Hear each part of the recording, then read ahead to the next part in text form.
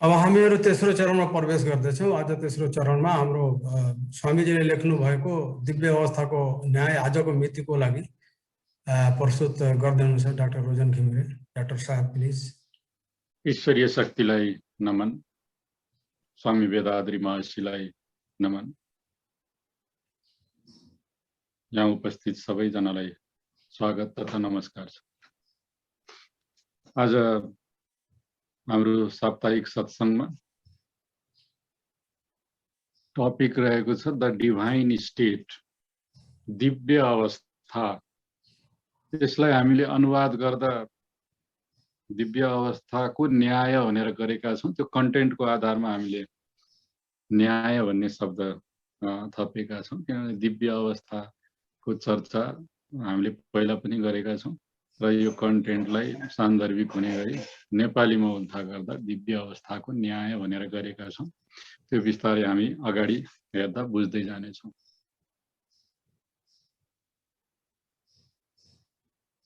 यो टपिकमा यो चर्चालाई सुरु गर्दा स्वामीजीले ल अफ नेचर, प्रकृतिको कानुनबाट सुरु गर्नुभएको छ। दिव्य अवस्थाको हरेक कार्य, त्यो दिव्यताको कार्य जहिले पनि जस्टिस, न्यायले पुरा पुरा भिजेको हुन्छ, ओतप्रोत हुन्छ। कुनै पनि गल्तीको गुन्जाइस नरहने गरी, त्यो ठाउँ नरहने गरी हरेक कार्य त्यो ओम्नी प्रेजेन्ट, सर्वव्यापी जुन दिव्यता छ, दिव्य अवस्था छ, जसलाई हामी सत्य अवस्था अथवा शिव भनेर हामी बुझ्छौँ, उसका कार्यहरू सबै कुनै पनि गल्ती गर्न नसक्ने गरी रहेका हुन्छन् र ती सबै न्यायले ओतप्रोत भएका हुन्छन्। अब हामी यो कुरा बुझ्दै गर्दा के हामीले बुझ्नुपर्छ भने, यहाँ कुरा गर्दाखेरि सत्य अवस्था, शिव, त्यो अचल अवस्था अथवा स्थिर अवस्थालाई र हामी क्रियाशील अवस्थालाई लगभग सँगसँगै राखेर हेरिराखेका छौँ। किनभने उत्पत्ति, सोर्स त सबै त्यही दिव्यता हो, त्यही दिव्य अवस्था हो जहाँबाट यो सबै चिज आइराखेको छ। त्यो सबै चिज आउने भएको कारणले गर्दा जति पनि चिज, यो बायोम्याग्नेटिजम, युनिभर्सल म्याग्नेटिजम, यो महाकाश, यो भूत आकाशहरूमा चल्ने जुन एउटा न्यायिक प्रणाली छ र त्यसपछि हामी जीवित प्राणीहरूमा जुन कन्सियसनेस, इन्टेलिजेन्सले जसरी काम गरिराखेको हुन्छ, त्यसलाई एउटै शब्दमा यहाँनिर डिभाइन भनेर भनिएको छ, दिव्य भनिएको छ। त्यही भएर कहिलेकाहीँ हामी प्रकृति र पुरुष भन्ने क्रममा छुट्याउन खोज्छौँ, खासमा त सबै एउटै हो। त्यही एउटै अर्थ लिएर हामी यो आजको विचारहरू लिएर अगाडि बढ्दैछौँ। र हामीले के बुझ्नु भने, जब हाम्रो स्रोत एउटै हो भने त्यसमा जुन रहेका कार्यहरू छन्, त्यसपछिका क्रियाशीलता छन्, यी सबैलाई जुन एउटा न्याय अथवा त्यो जुन भनौँ कन्सियसनेस, चेतनाले हामी डोर्याइराखेको छ, त्यसैको हामी कुरा गर्दैछौँ, त्यसैको न्यायको कुरा गर्दैछौँ। जुन चाहिँ प्राकृतिक निर्जीवमा चाहिँ हामी प्याटर्न, प्रिसिजन, रेगुल्यारिटी भनेर हामी भन्छौँ। एउटा ढाँचामा एउटा कुनै मोलिक्युल घुम्छ, एउटा प्रिसिजन, सधैँ बारम्बार एउटा एकदम सही त्यो टार्गेटमा अथवा भनौँ सही तरिकाले एक्युरेटली त्यो जति टाइममा जहाँ पुग्नु पर्ने हो त्यही हुन्छ, जतिचोटि घुम्नु पर्ने हो त्यतिचोटि घुम्छ, जे चिज साइकल एउटा चल्नु पर्ने हो त्यो एकदम एक्युरेटली चल्छ भन्ने एउटा चिज। अनि नियमितता, त्यो रेगुलरली हुन्छ। त्यो तीनवटा चिज निर्जीवमा हुन्छ भने सजीवमा आइपुग्दाखेरि हाम्रो चेतना, पर्सेप्सन जुन भन्छौँ, यसलाई अनुभव र अनुभूति, हाम्रो यो पर्सेप्सनको तीनवटा पार्ट, कग्निसनको पार्ट एउटा हुन्छ। त्यसपछि हामीले डिस्क्रिमिनेसन गर्छौँ यो के हो भनेर, अनि त्यसपछि हामीले त्यो अनुसारको हामीलाई अनुभूति हुन्छ, कार्य गर्छौँ, हामीले छुट्याएर लिन्छौँ। त्यो सब चिजलाई हामी अनुभूति भन्न पुग्छौँ। यो त्यही भएर यो तीनवटा जुन चिज छ, यो कग्निसन, डिस्क्रिमिनेसन र एक्सपिरियन्स, यो तीनवटा चिजलाई कम्बाइन्डली हामी अनुभूति भन्छौँ। र यो अनुभूति सँगसँगै हाम्रो यो चेतना जुन सिक्स्थ सेन्सको रूपमा हामीमा विकसित हुन्छ, त्यसले हामीलाई नै प्रकृति अनुसार कार्य गर्नलाई हामीलाई एउटा अथोरिटी दिएको छ, अथवा भनौँ हामीलाई सुविधा दिएको छ मानव जातिलाई। त्यही भएर हामी अरू 5 इन्द्रिय प्राणीहरूभन्दा फरक छौँ। 5 इन्द्रिय प्राणीहरूमा ल अफ प्रकृतिले नै के एउटा कानुनबद्ध हिसाबले उसलाई एउटा इन्स्टिङटिभ एउटा भित्रबाट कुनै चिज आफ्नो इच्छा त नभनौँ, उसको सर्भाइभलको लागि, बाँच्नको लागि जे आवश्यक छ त्यो पुरा गर्न चाहिने इन्टेलिजेन्स प्रकृतिले नै प्रदान गरेको छ र त्योभन्दा दायाँ बायाँ ऊ धेरै जान सक्दैन। त्यही बिचमा नै त्यो प्राणी जन्मिन्छ अनि आफ्नो जीवन यापन गरेर त्यो मृत्युवरण गर्दछ। हामी मानवमा सिक्स्थ सेन्स भनेको चेतनाको एउटा लेभलसम्म विकास भइसकेको कारणले हामीले प्रकृतिको कानुन के हो भनेर त्यस अनुसार हाम्रा क्रियाकलापहरूलाई बढाउँदै जान सक्ने र धेरै हाइटसम्म हामी यति धेरै विकास गरिराखेको छौँ। हामी जे पनि अध्ययन अनुसन्धान गरेर हामीले कार्यहरूलाई अगाडि बढाउन सक्ने हामीमा क्षमता छ।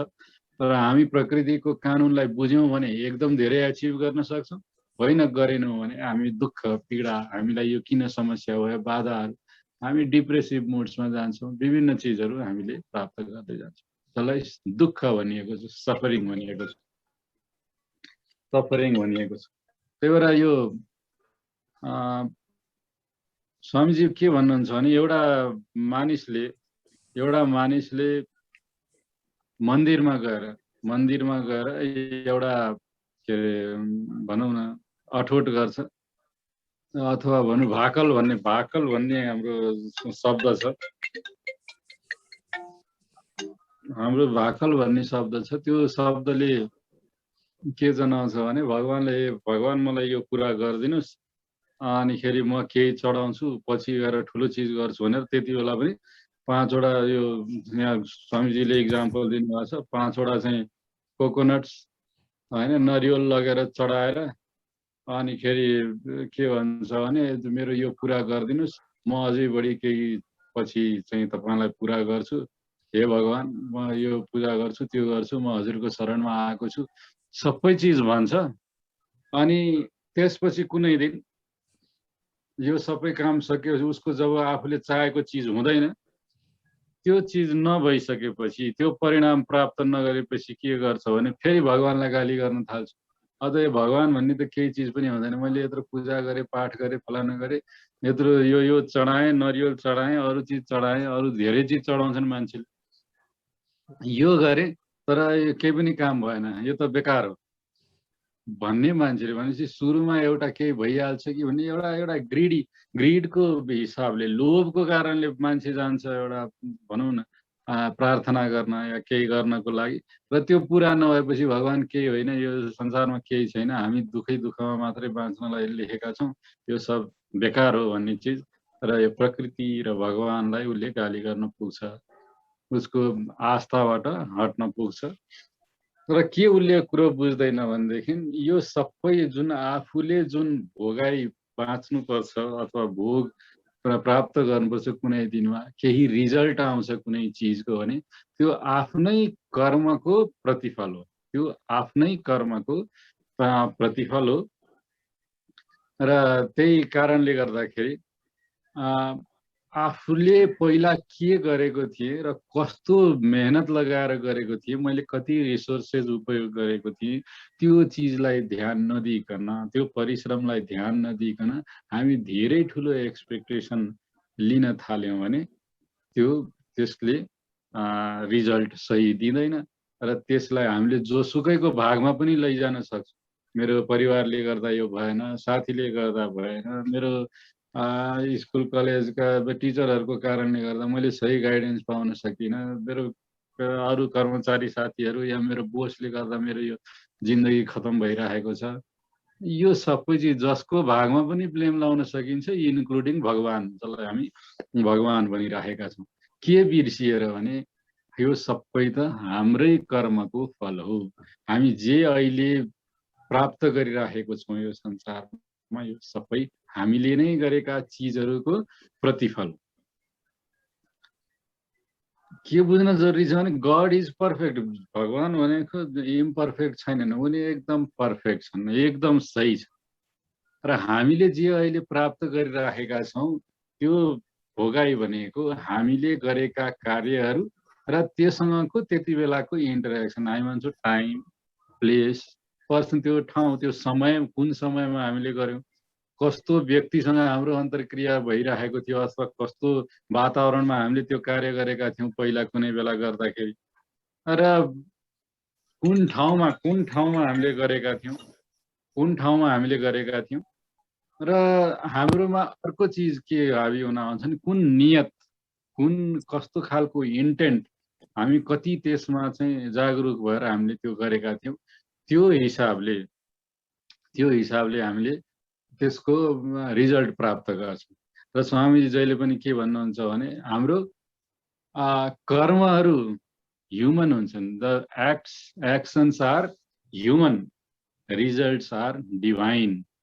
एक्सन जुन हो हामी व्यक्तिले गर्छौँ र जुन हामीले रिजल्ट पाउँछौँ त्यो दिव्य हुन्छ। हामीले जस्तो पाउनु पर्ने हो त्यस्तै पाइन्छ। हामीले हेर्दाखेरि मैले 1 रुपियाँ दिएको थिएँ भने मैले 2 रुपियाँको आश गरेर मैले 1 रुपियाँ खर्च गरेको हुन्छु भने पाउँदा मैले कहिले 1 रुपियाँ मात्रै पाउँछु, कहिले 1.5 रुपियाँ पाउँछु, कहिले 3 रुपियाँ पाउँछु। त्यसमा मलाई इन्जस्टिस भएको जस्तो लाग्छ। तर त्यो त्यति बेला मेरो हातमा जति हुनुपर्ने थियो रिजल्टको रूपमा त्यही नै मेरो प्राप्ति हुन्छ। त्यसमा जति धेरै इन्टरेक्सन हुन्छन्, जति पनि चिजले त्यसलाई फरक पारिराखेका हुन्छन् त्यो हामीले एक्ज्याक्टली सोच्न सकिरहेका हुँदैनौँ, त्यति मात्रै हो। नत्र भने त्यो एक्ज्याक्टली जस्तो हुनुपर्ने थियो पर्फेक्टली त्यस्तै रिजल्ट आउँछ। त्यसैले परमात्मा या भगवान पर्फेक्ट छन्, उनमा कुनै खोट छैन।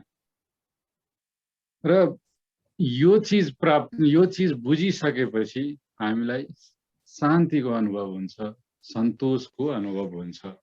तर यो जबरजस्ती अनुभव गरेर शान्त हो भनेर भनेको होइन कि हामी जब सोच्दै जान्छौँ, विचार गर्दै जान्छौँ र सहीमा प्रकृतिको कानुन बुझ्दै जान्छौँ, हामी नेचुरली यो सबै बुझिसकेपछि शान्तिको अनुभव गर्छौँ र हाम्रो प्रयासमा जुन चिजमा हामीले मेहनत गर्नुपर्ने हो त्यसैमा फोकस गर्छौँ। मैले रिसोर्सेस बढाउनु छ, म रिसोर्सेसको बढाउनमा कार्य गर्न थाल्छु। मैले बढी परिश्रम गर्नुपर्ने छ, मैले बढी परिश्रममा ध्यान दिन्छु।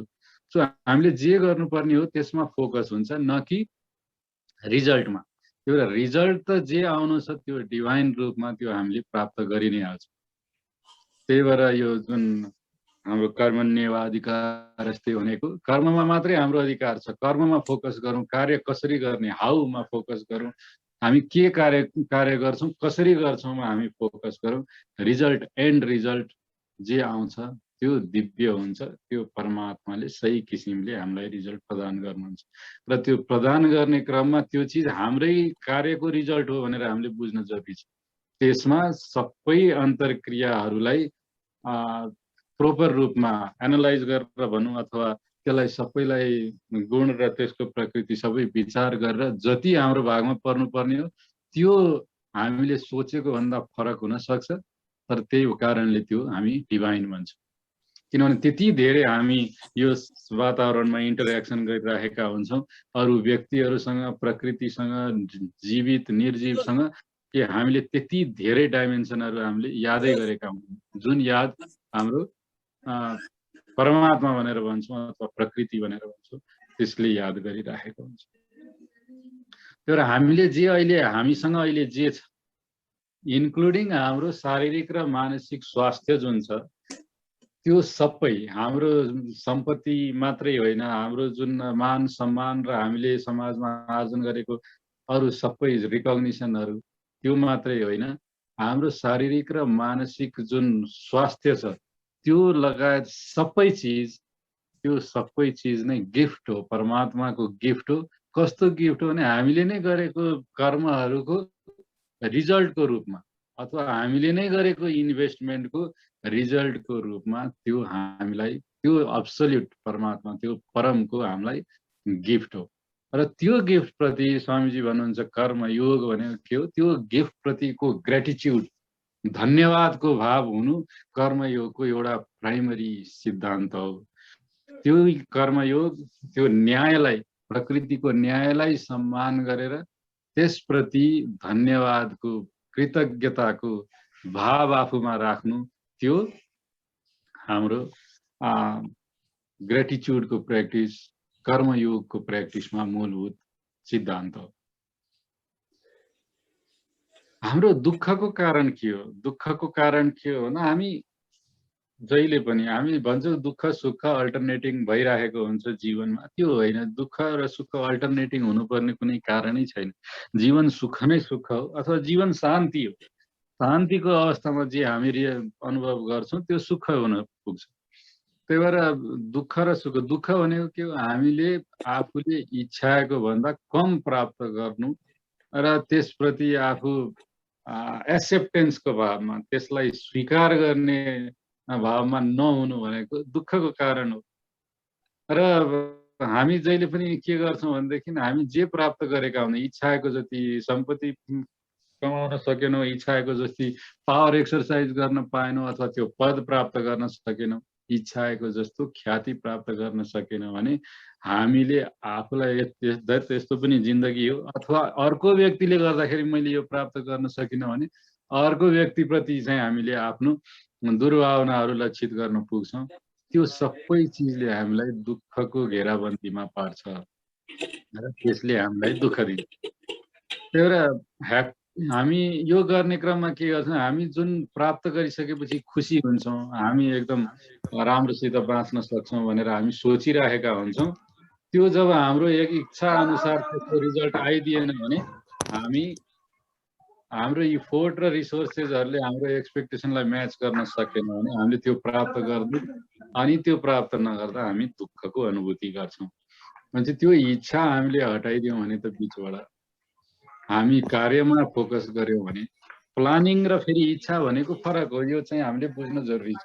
हामी भोलिको दिनमा यति प्राप्त गर्नु छ, मैले यो चिज प्राप्त गर्नु छ भनेर हामीले स्वविवेक प्रयोग गरेर हाम्रो इन्टेलिजेन्स प्रयोग गरेर गर्न सक्छौँ। तर त्यति बेला हामीले प्रकृतिको कानुनलाई बुझेर त्यसलाई नमिच्ने गरी हामीले प्लानिङ गर्नुपर्छ। त्यही भएर इच्छाको नैतिकीकरण भन्ने प्र्याक्टिस हाम्रो छ। त्यसलाई ध्यानमा राखेर गऱ्यौँ भने केही पनि इच्छा नगर्नु भनेको होइन, इच्छालाई प्रोपरली म्यानेज गर्नु अथवा त्यसलाई प्राप्त गर्ने तरिका सही बनाउनु भनेको हाम्रो अगाडि बढ्ने जीवन, अगाडि बढ्ने यो जुन सामाजिक, भौतिक र स्पिरिचुअल यो जति पनि छ हाम्रो प्राप्तिको लागि अगाडि बढ्न हामी सक्छौँ। तर त्यो इफोर्ट्स र रिसोर्सेसलाई सही किसिमले व्यवस्थापन नगरेर एकदम धेरै ठुलो इच्छा राख्न निम्त्याउँछ। यसमा एउटा सानो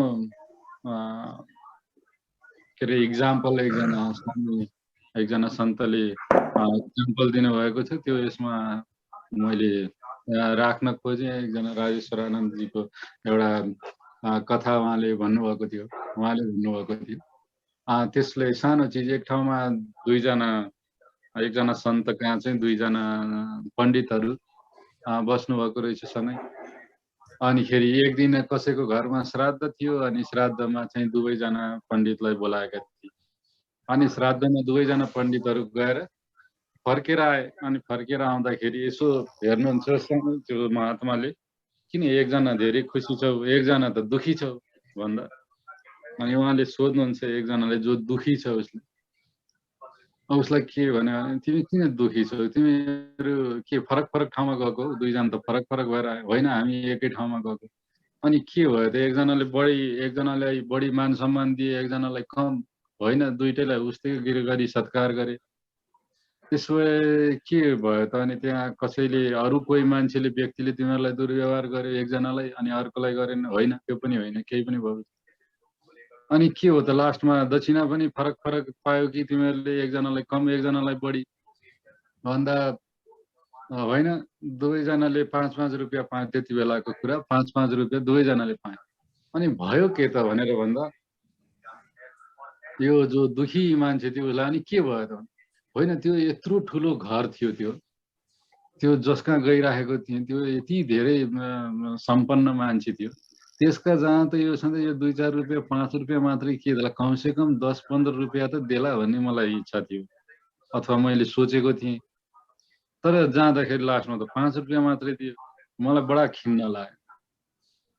अनि अर्को व्यक्ति अनि तँ चाहिँ किन यो त तँ त खुसी नै छस् त सन्तुष्ट छस् त भनेर भन्दाखेरि के होइन मलाई जाने बेलामा थाहा थियो जति ठुलो घर भए पनि त्यो यस्तो कन्जुस छ त्यहाँको त्यो मान्छे त्यो यजमान कि त्यसले 2 रुपियाँ भन्दा बढी देला जस्तो मलाई लागेको थिएन त्यसले त 5 रुपियाँ दियो त्यही भएर यो त मैले एक्सपेक्ट गरेँ भन्दा धेरै बढी दियो त्यही भएर म एकदमै खुसी छु सो यो खुसी र दुःख भनेको हाम्रो एक्सपेक्टेसनको रिलेटिभ हो त्यो एक्सपेक्टेसन भन्दा माथि भयो भनेदेखि हामी खुसी हुँदो रहेछौँ एक्सपेक्टेसन भन्दा कम भयो भने हामी दुखी हुँदो रहेछौँ तर त्यो एक्सपेक्टेसन हामीले गर्नु नै हामीले गलत हो किनभने हाम्रो जुन चिजमा हाम्रो प्रयास कति छ त्यो मात्रै हामी हेरेर हिँड्नुपर्छ त्यसमा खुसी र दुखी हुने चिज भनेको प्राइमरीली हाम्रो इच्छामा निर्भर छ हामी अगाडि बढौँ हामीले प्रकृतिको कानुन बुझ्नलाई हाम्रो मनलाई पनि बुझ्न जरुरी छ हाम्रो शरीर मन हाम्रो भित्रको जुन प्राण शरीर भन्छौँ हामी यो सबै हामीसँग जुन पञ्चकोश छ त्यो पुरै नै हाम्रो प्रकृतिको एउटा सानो माइक्रोकोजम हो म्याक्रोकोजम जुन ब्रह्माण्ड देखिरहेका छौँ हामी त्यो सबै चिज जुन ब्रह्माण्डमा छ त्यही चिज हाम्रो शरीरमा पनि छ तर मन पनि त्यसको अंश हो र मन कसरी काम गर्छ मनले एउटा लिमिटमा रहेर काम गर्छ मनले आफूमा संग्रहित गरेको हामी सानैदेखि हुँदादेखिको जे चिज हामीले संसारमा अब्जर्भ गरिराखेका छौँ त्यो बाहेक हामी प्रतिलक्षित भएर जति पनि कार्यहरू गरिएका छन् हामीले जति कार्यहरू गरेका छौँ र त्यसको बारेमा सही गलत धारणा बनाएका छौँ ती सबै चिज हाम्रो मनमा संग्रहित छ हाम्रा एक्सपिरियन्सेसहरू संग्रहित छन्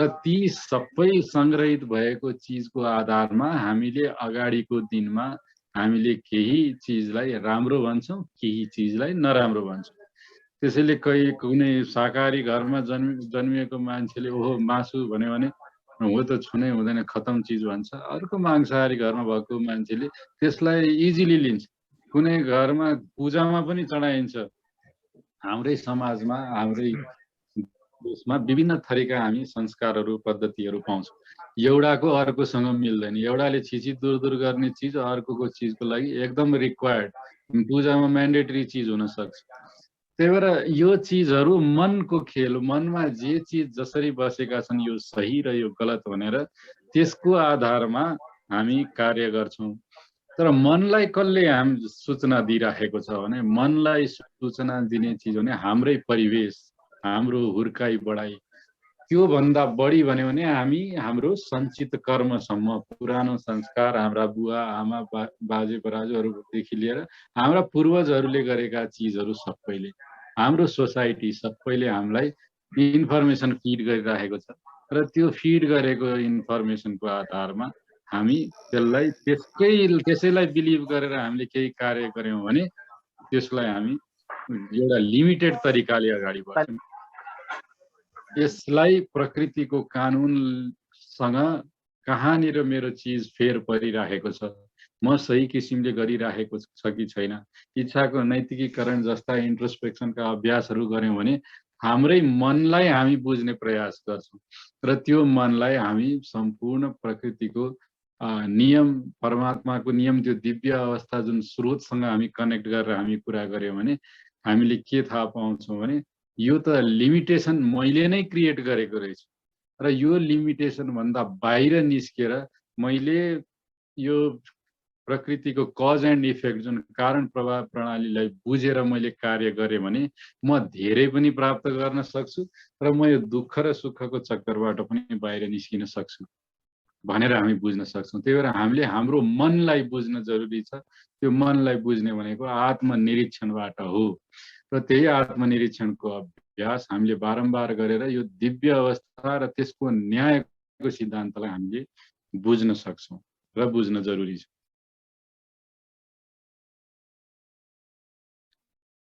स्वामीजी भन्नुहुन्छ God provides for a land in plenty परमात्माले हामीलाई पर्याप्त दिनुभएको छ र हरेकलाई पुग्ने गरी दिनुभएको छ सबैको लागि पर्याप्त मात्र तर त्यसमा हामी के गर्छौँ सबैले दिएकोमा केही व्यक्तिहरूको लोभ अत्यन्त भनौँ त्यसलाई होर्डिङ गर्ने जुन मोह छ, लोभ र मोह, यो दुईटाको कारणले गर्दा समाजमा एउटाले अर्कोबाट खोज्ने र अरूको अधिकारलाई पनि सम्मान नगर्ने, आफू मात्रै लाउँ र आफू मात्रै उ गर्ने गरौँ भन्दाखेरि यो सबै जुन डिफरेन्स समाजमा देखिएको छ र त्यसलाई हामीले हरेक व्यक्तिले जुन दिन हामी यो बुझ्न सक्छौँ, जरुरी रूपमा बुझ्न सक्छौँ कि सबैलाई उसले गरेको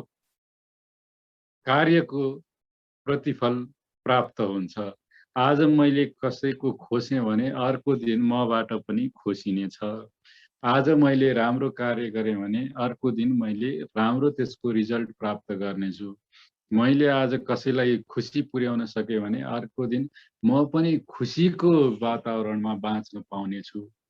र आज मैले जे प्राप्त गरिराखेको छु, अपर्च्युनिटिजहरू, राम्रो मानिसको सङ्गत प्राप्त गरिराखेको छु, राम्रो एउटा ठाउँमा पुगेको छु, धेरै कुरा बुझ्ने मौका प्राप्त गरिराखेको छु भने मैले नै पहिला कुनै राम्रो कार्य गरेको रहेछु र मैले यो अपर्च्युनिटी आजको दिनमा पाएको छु र आज मैले त्यसलाई हेलचेक्राइ गरेर गलत युज गरेँ भने त्यो मैले पुरानो गरेको चिजलाई पनि काटेर मैले अझै दुःख पाउने, आज त सुख पाएँ, अब चाहिँ दुःख पाउने मैले मेलो गरिराखेको छु, मैले त्यस्तो कार्य गरिराखेको हुनेछु भनेर यो बुझ्यौँ भने, यो भनेको प्रकृतिको कानुन, कज एन्ड इफेक्टको कानुन बुझ्यौँ भने हामी यो सुन्दर खुसी र दुःखभन्दा बियोन्ड हामी बाँच्न सक्ने हुन्छौँ।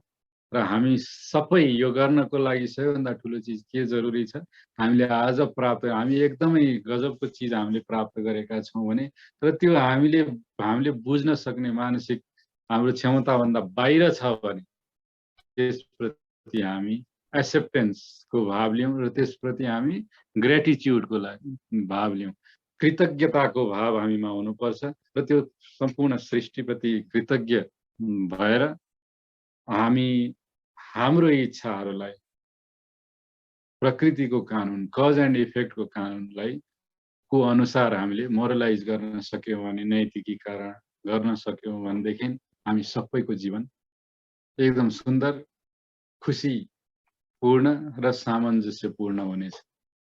र यही नै हाम्रो जीवनको उद्देश्य हो कि हामी सामञ्जस्यपूर्ण भएर, विवेकपूर्ण भएर हामी यहाँ आनन्दको अनुभूति गर्न सकौँ र त्यसमा परमात्माको सदैव सहयोग रहिरहनेछ। यो सदैव रहिआएको छ किनभने हामी त्यसैको अंश हौँ र आफ्नो अंशलाई जुन पूर्णले कहिले पनि छुट्याउँदैन, गलत गर्दैन, हि इज अलवेज पर्फेक्ट। त्यो न्याय सधैँ नै रहनेछ, हामीप्रति कहिले अन्याय हुने छैन। यति भन्दै म यो टपिक यही अन्त्य गर्दैछु। स्वामी वेदाद्री महर्षिलाई नमन, ईश्वरीय शक्तिलाई नमन, यहाँहरू सबैजनालाई नमस्कार छ। धन्यवाद। Be blessed by the divine.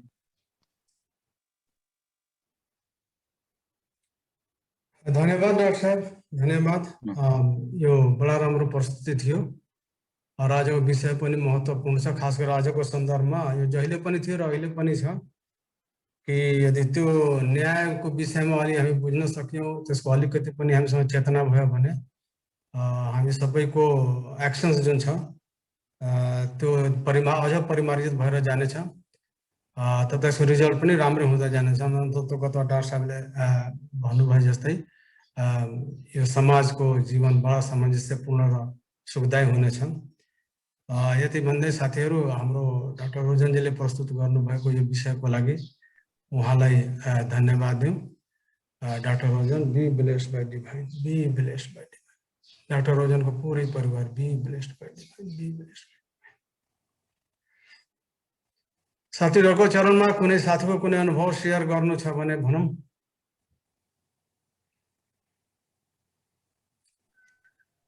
मलाई डाक्टर रोजनसँग सोध्नु छ।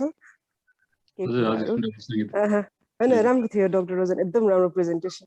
अनि यसमा खासमा यो सुख दुःख भनेको त एक्सपेक्टेसनमै बेसिस छ मेरो बुझाइमा, होइन? हजुरले पनि त्यही भन्नुभयो। हजुर एक्सपेक्टेसन छ त्यो फुलफिल भएन भने दुःख हुन्छ मान्छे जे कुरामा पनि। तर यो हजुर मेटेरियलिस्टिक कुराहरू सजिलो हुन्छ, हामीले एक्सपेक्ट नगर्दा नि ए यस्तै हो भनेर हामीले इजिली लिन सक्छौँ होइन।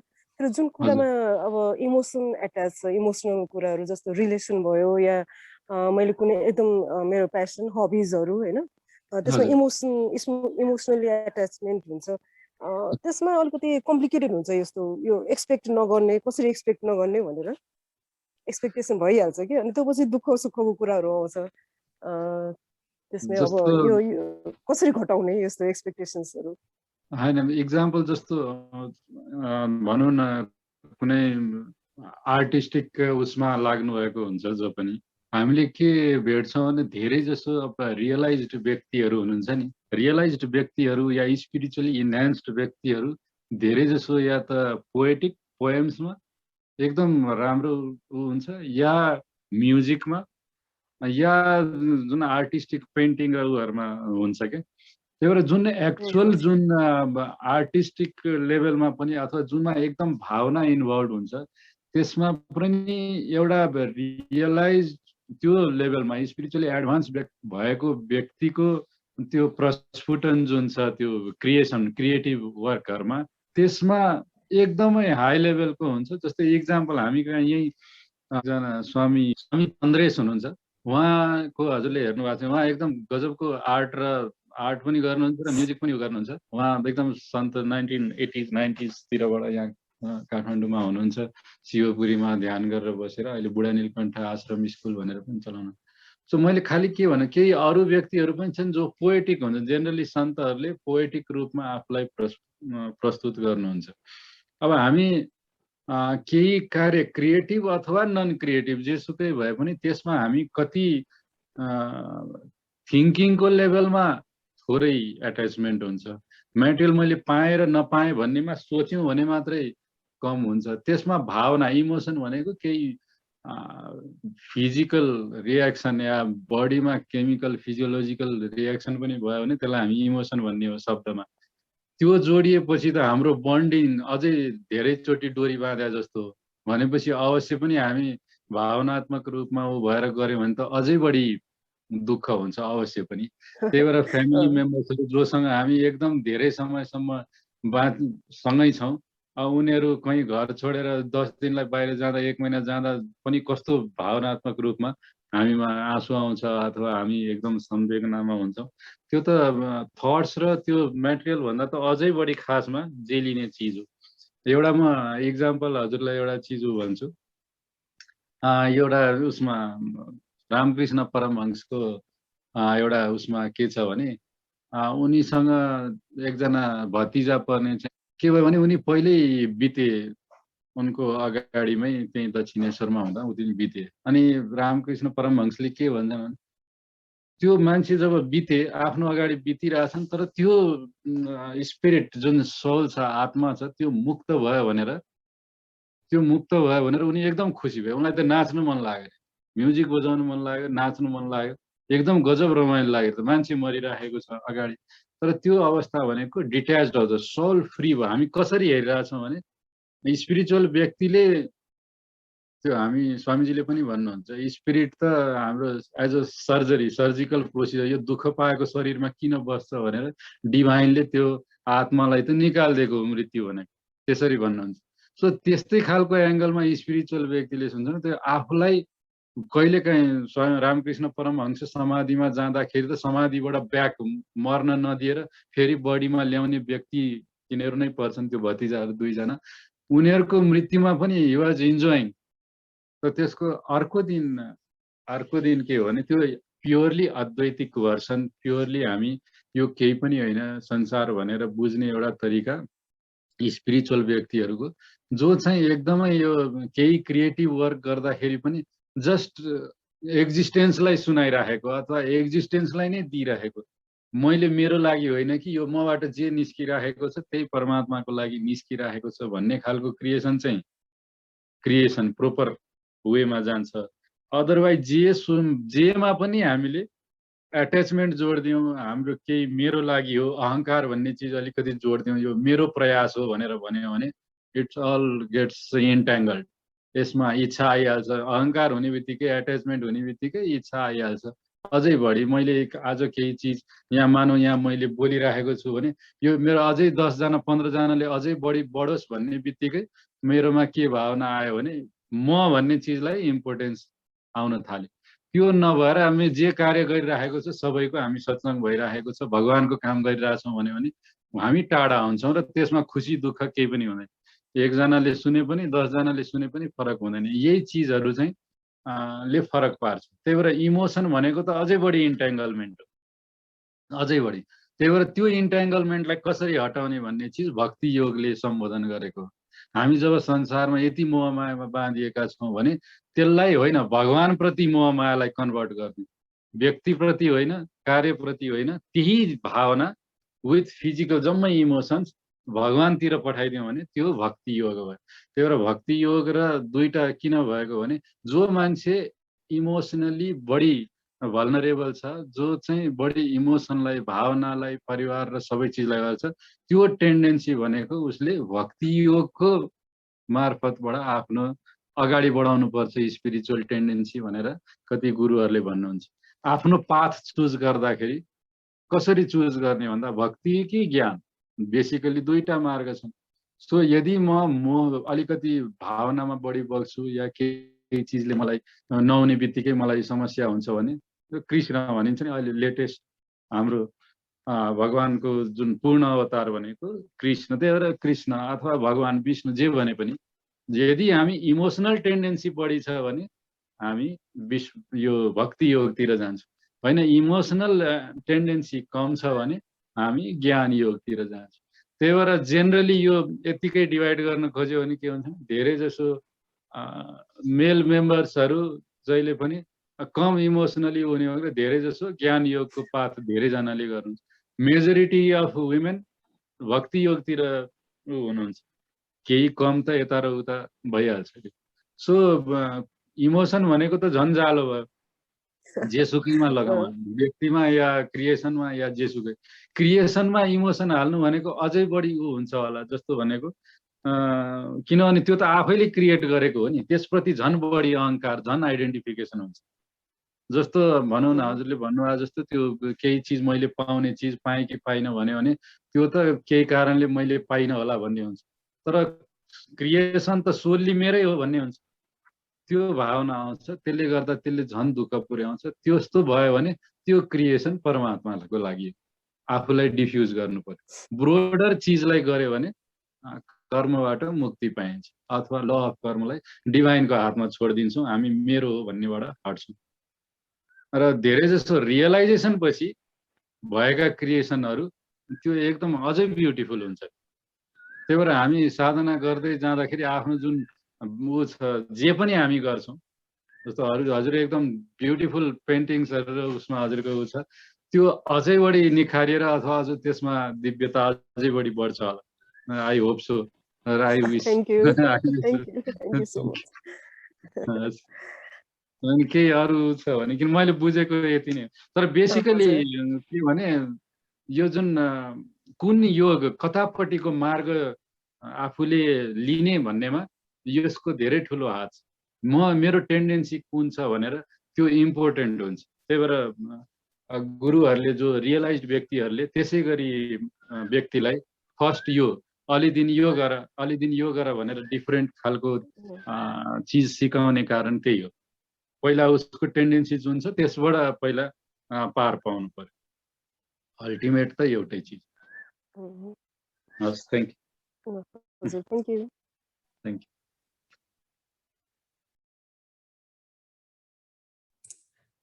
अरू कुनै प्रश्न छन् कि अथवा कुनै आफ्नो अनुभव सेयर गर्नुपर्ने?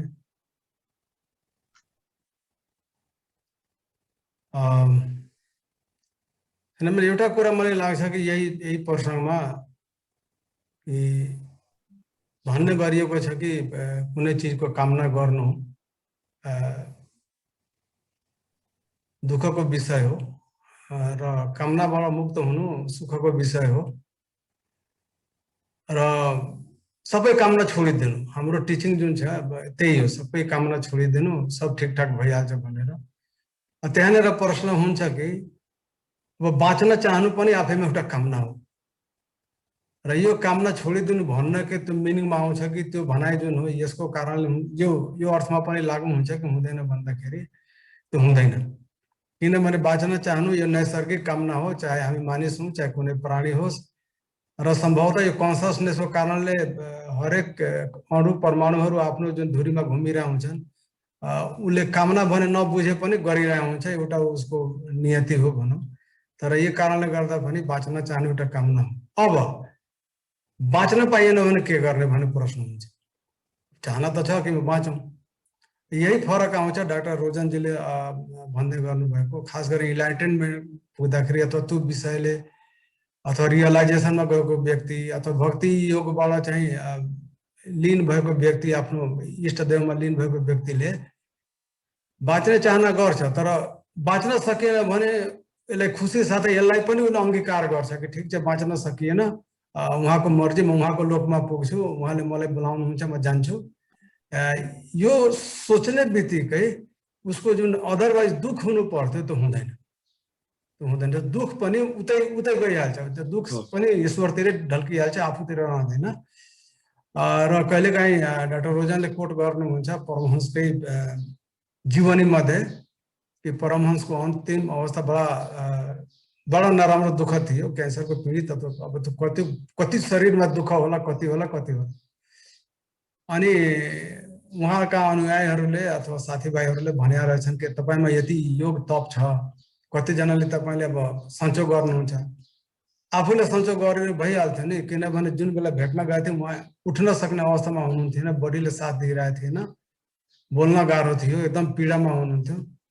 त्यो अवस्थामा पनि अनि उहाँले भन्नुभएको थियो योग तपबाट म त गर्न सक्छु, मलाई थाहा छ म यो गर्न सक्छु, आफूले दुःखबाट मुक्त गर्न सक्छु, त्यो त ठुलो कुरा होइन। तर किनभने जसले मलाई यो जीवन दिएको छ, जसले मलाई यो अन्तिमतिर लैजान्छ भनेर उसको काम हो, मैले किन गर्ने भनेर। र उहाँले खुसी साथ कुनै शिकायत नगरिकन त्यो सारा दुःखलाई आत्मसात गर्नुभयो। र यो चाहिँ कमै मान्छेले गर्न सक्छ।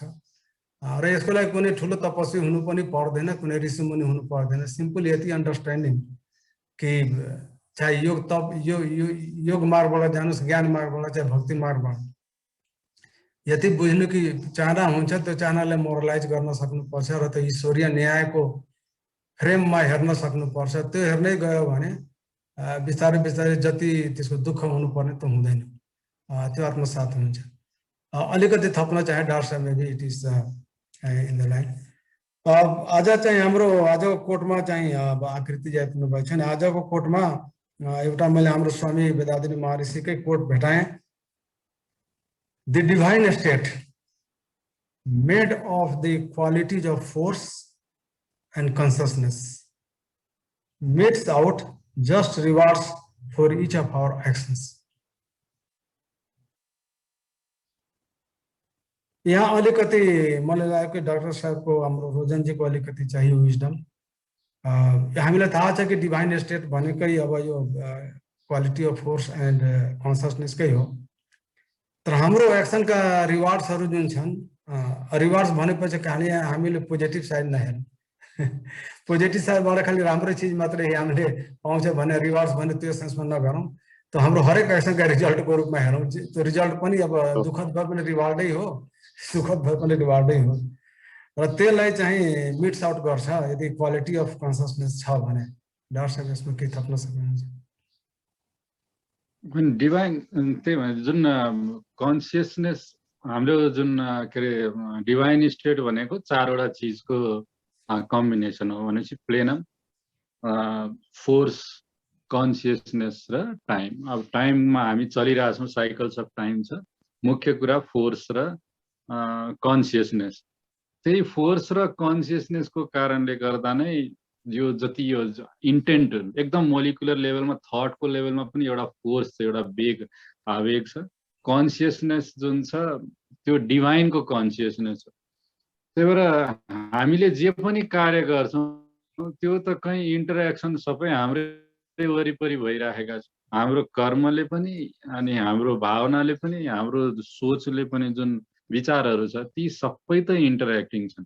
त्यो कसमा ठोकेर हामीले कसरी त्यसको रिजल्ट पाउनु पर्ने हुन्छ हुन मैले केही इच्छा राखेँ मैले बुवा आमाबाट केही प्राप्त गर्ने भने त्यो उहाँसम्म पुगेर उहाँले कस्तो चिजमा त्यसलाई एनालाइज गरेर मलाई प्राप्त हुन्छ भन्ने चिज त्यो सबै चिज मेरो र उहाँको मात्रै होइन कि त्यो वातावरणमा मैले मेरो छोराहरूलाई दिन सक्छु कि सक्दिनँ या थुप्रो चिज हुन्छ त्यो सबै चाहिँ अल्टिमेटली पुरा भएर मैले मेरो बुवा आमाबाट जे प्राप्त गर्छु मैले मागेको चिजमा त्यो सबै त एक्ज्याक्टली जे प्राप्त गर्नुपर्ने हो त्यही प्राप्त गर्छु तर यसमा जति चिज एनालाइज भए त्यो सबैमा यसलाई मेट आउट भनेको त्यसलाई सही रूपमा व्यवस्थित रूपमा मलाई प्राप्त हुने सही जति प्राप्त हुनुपर्ने त्यही चिज मलाई प्राप्त गर्नु भनेको त्यो डिभाइन त्यही नै डिभाइन चिज हो त्यसले मैले जे प्राप्त गर्छु त्यो डिभाइनले गराइराखेको छु मैले माग्ने बेलामा हजुरसँग या अर्को मान्छेसँग मैले केही मागौँला तर हजुरले दिँदा जे जति मैले मागेकोमा पुरा गरिदिनुहुन्छ